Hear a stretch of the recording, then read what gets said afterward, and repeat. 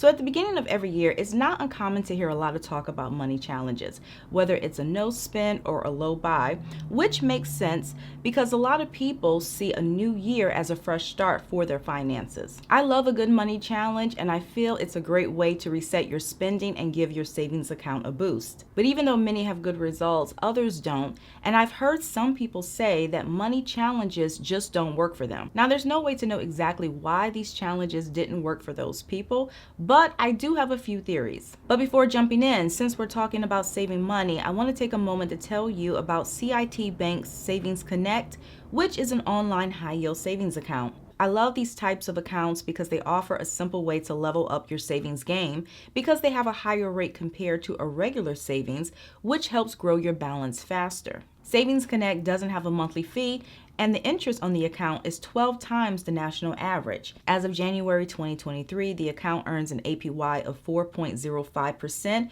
which is much better than the 0.01% you're probably getting with your regular savings. So if you're looking to increase your rate with an online high-yield savings account, I will include a link below. So one reason why a no-spend challenge fails for some people is because they didn't set clear rules for gray areas. With this challenge, you commit to only spending money on necessities for a specific time period.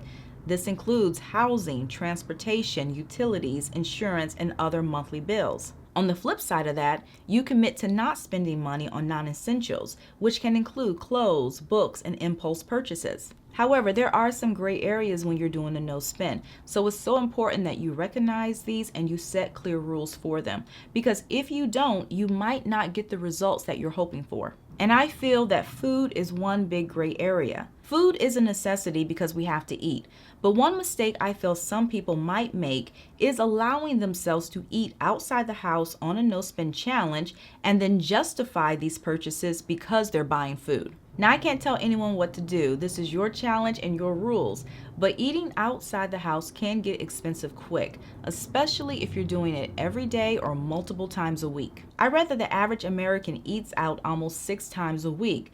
So if you're on a no-spend challenge, yet you're not cooking at home and you're continuing to eat out, you're not going to save as much as you possibly could, in which case it might feel as if the challenge didn't work for you.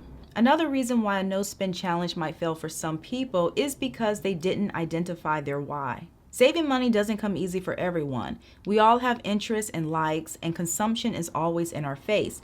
And for this reason, in order to stick with any type of savings challenge or goal, you have to know your why. Saving money just because isn't always enough to keep us motivated. So we have to look at the entire big picture and consider what we're hoping to accomplish. Maybe you're looking to build an emergency fund so you can stop living paycheck to paycheck, or maybe you want to pursue your side hustle full time, but you need to create a cushion first. Whatever it is, you have to pinpoint what you're working toward, because there might be many times when you feel like giving up.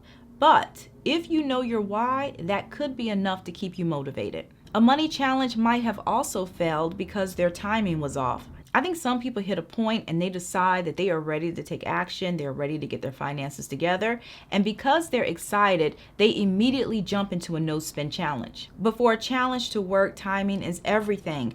Remember, during this period, you're only spending money on necessities. So ideally, you need to plan your challenge at a time when you don't have anything special going on. Because if you plan it when you have an already booked social calendar, you're basically setting yourself up to fail. So take a few moments and look at the next few weeks in advance.